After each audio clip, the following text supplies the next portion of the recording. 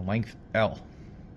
There's a long straight wire carrying a current I that lies on a tabletop as shown here in the figure. Part A says determine the magnetic flux through the loop due to the current I. Okay, so we'll start with that. So we have an equation for flux. I'll start up here. We have an equation for flux.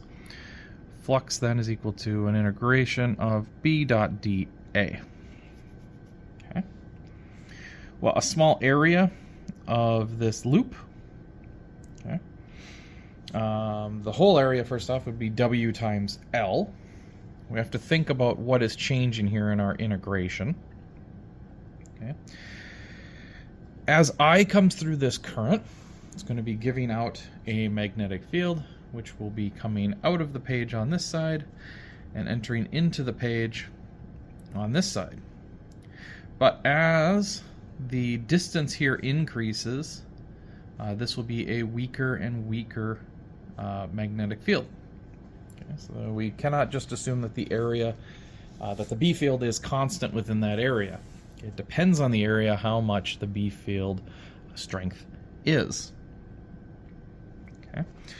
Let's break this down a little bit more. I know that B from long straight wires can be written as a mu naught I over 2 pi r, okay, depending on the radial distance that it is away.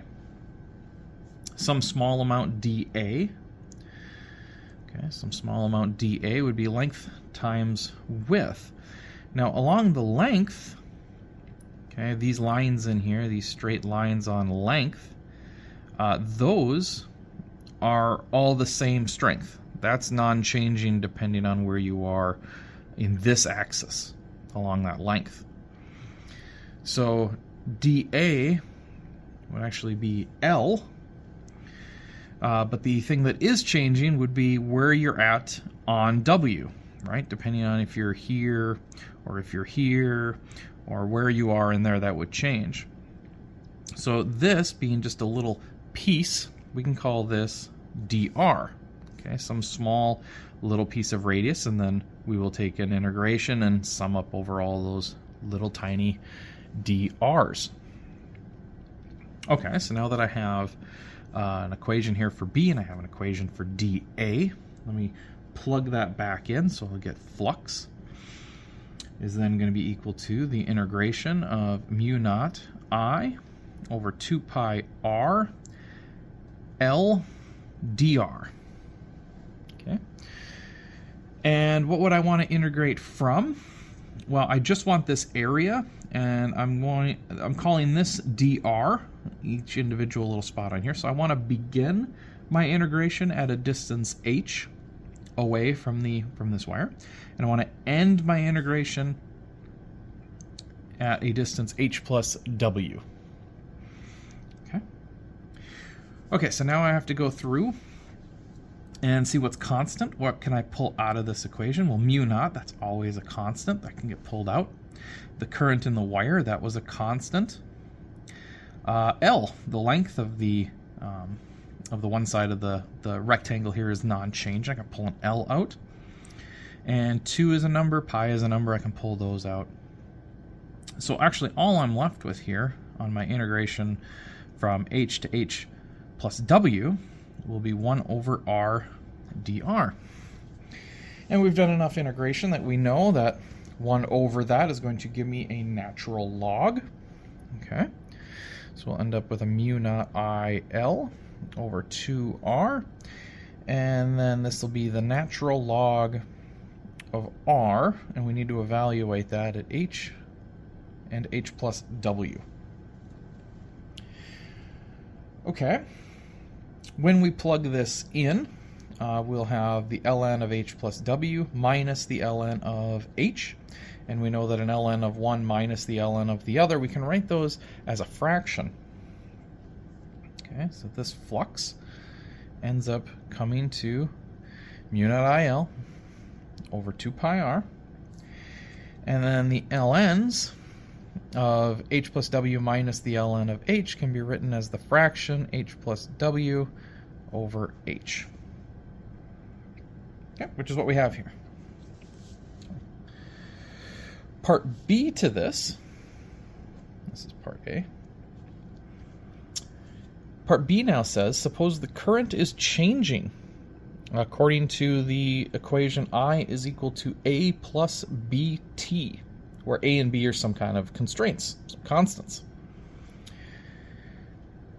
Determine the EMF that is induced in the loop if B happens to be 10 amps per second, H is equal to 1 centimeter, and W is equal to 10 centimeters.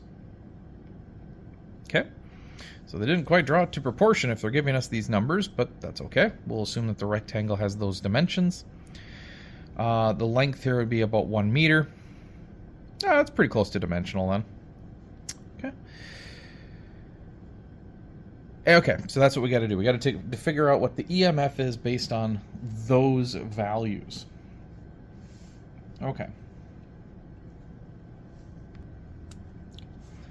So for part B, we have I is equal to A plus 10T. Okay. And for the EMF, we know that the EMF is equal to negative, there's only one loop, so it would just be negative change in phi over change in time. We know what the phi is, we know what the flux is, we have it here. We just need to figure out what the change in flux over the change in time is. So if I look at the change in flux, the only thing in here that is time dependent is now the current. Okay, so if I'm looking, if I put my flux in here, I'm going to have negative mu naught, that doesn't depend on time, L doesn't depend on time, 2 pi doesn't depend on time, the ln, H plus W over H does not depend on time, but what does now is the I. So I'm going to have a d dt coming in finally after everything is through, d dt of my I, which is A plus 10t. And of course, if I take the derivative of A plus 10t, the A is a constant, falls away. The derivative of 10t, we drop the t and we end up with just 10. Okay. So the EMF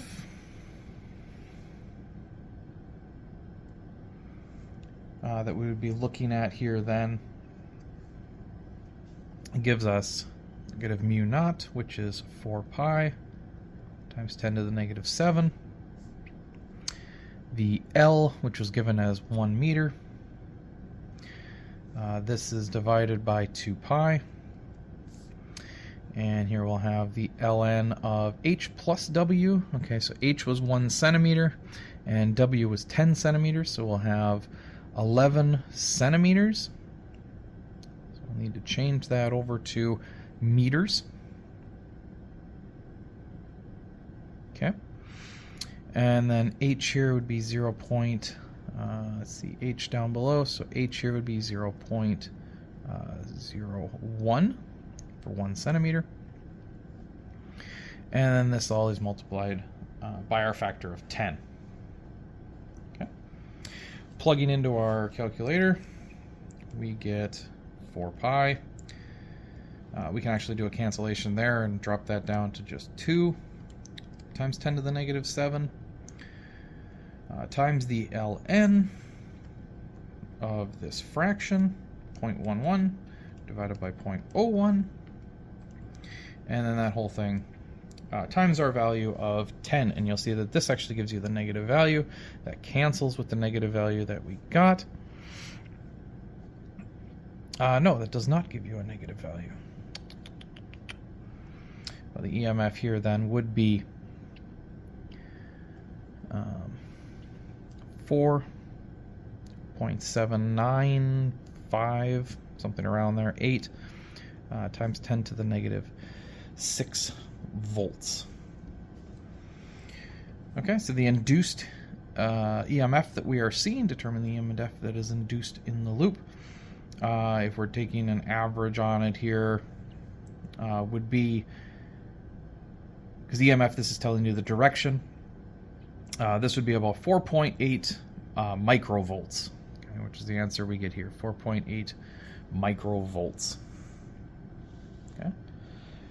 Last part on this would be C. What is the direction of the induced current that is in the rectangle? Okay. What is the current direction of the induced current in the rectangle?